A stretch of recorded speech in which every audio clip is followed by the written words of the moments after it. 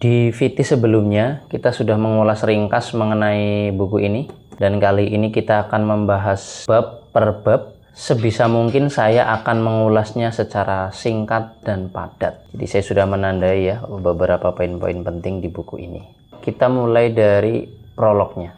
Transmisi logika ke dunia Islam. Bermula dari penaklukan wilayah-wilayah yang memiliki tradisi filsafat, pengumpulan naskah kuno dan penerjemahan yang mulai dilakukan pada masa Umayyah dan amat serius serta besar-besaran ketika masa Abbasiyah. Hingga Al-Farabi, Ibnu Sina membawanya dalam karya-karyanya. Lalu sampailah pada masa Imam Ghazali.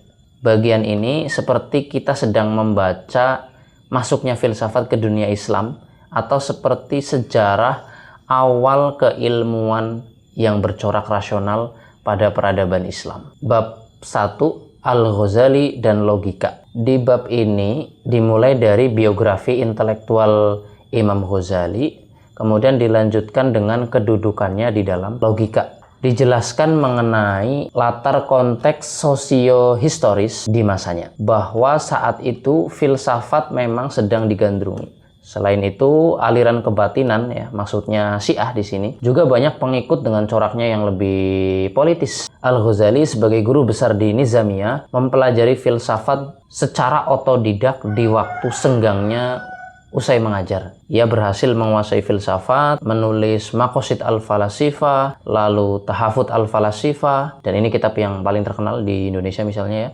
untuk mengurai kerancuan para filsuf, termasuk menulis karya-karya logika yang nantinya akan diteliti dalam buku ini.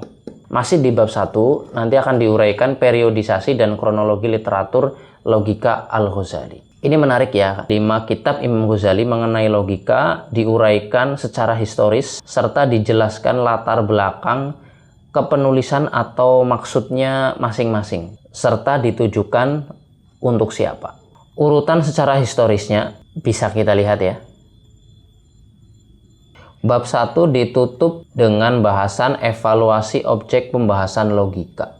Dijelaskan bahwa saat logika masuk ke dunia Islam, jika Aristoteles melalui organon membahas 6 pembahasan ya, ada kategori, interpretasi, silogisme, demonstrasi, dialektika, sanggahan, masuk ke Al-Farabi, lalu Ibnu Sina, nanti jadi 8 dengan tambahan retorika dan puitika. Lalu pada perkembangan berikutnya mengalami penyusutan hanya pada isaguji atau semacam pengantar, kemudian interpretasi, ibarat, dan silogisme atau kias. Jadi pada bagian tasawur dan tasdik nanti akan dibahas terjadinya perubahan istilah dalam karya logika Imam Ghazali.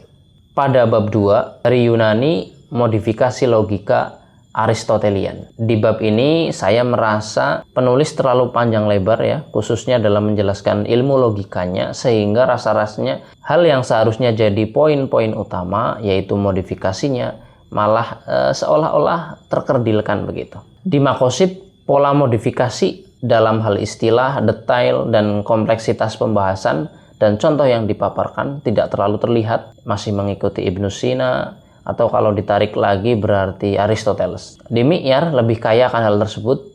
Memang tidak serta-merta modifikasi istilah seperti pada Mihaq. Secara sistematika dan istilah tidak jauh beda ya dengan Maqasid, tapi contohnya lebih kaya. Bisa dikatakan bahwa kitab induk logika Imam Ghazali memang adalah Mi'yar al-Ilm. Adapun kreativitas Imam Ghazali dalam mengislamkan, dalam tanda petik, istilah logika ada pada Mihaq. Nuansa seperti usul fikih dalam Mihaq itu begitu terasa. Untuk Qistas, penulis membahasnya tersendiri nanti di bab ketiga ya, yang disebutnya sebagai keberhasilan logika dalam memperkuat misi teologis. Adapun Mustasfa, jika dilihat dari periodisasi sebagai proses dan usaha gradual, disebutnya sebagai hasil akhir. Bab 3, menuju Qur'ani, legitimasi nilai keislaman. Di bab ini, penulis menyatakan bahwa Qistas itu adalah gongnya, bukan Mustasfa. Qistas dianggap sebagai representasi final dari evolusi logika.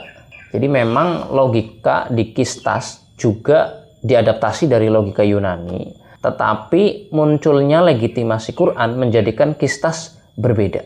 Di Qistas, Al-Ghazali jelas sekali menjadikan Al-Quran sebagai basis epistemologis. Di kitab ini terjadi upaya Quranisasi logika dalam tanda petik ya, ditinjau dalam berbagai aspek, terutama modifikasi istilah. Dalam struktur silogisme terjadi Quranisasi dengan istilah yang benar-benar berbeda. Disebutkan bahwa Qistas melegitimasi logika Yunani dengan ayat-ayat Quran. Beberapa struktur silogisme dengan istilah barunya ya. Misalnya ada mizan ta'adul, mizan talazum, mizan ta'anud, mizan syaiton. Terakhir ada epilog, refleksi dan romantisasi logika Al-Ghazali.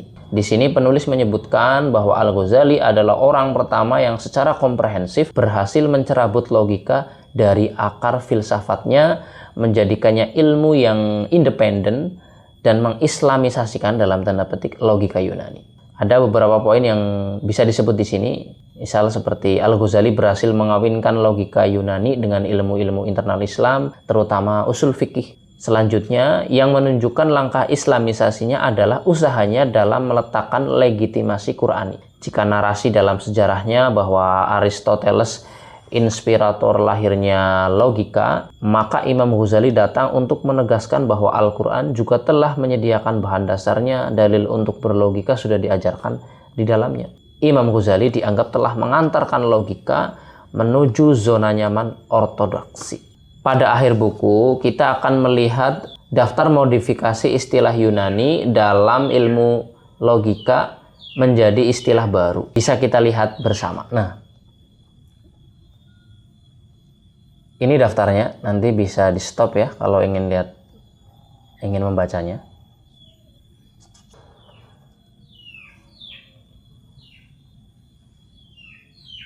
Saya hanya bisa membahas secara ringkas dan selengkapnya teman-teman memang harus membaca bukunya secara langsung.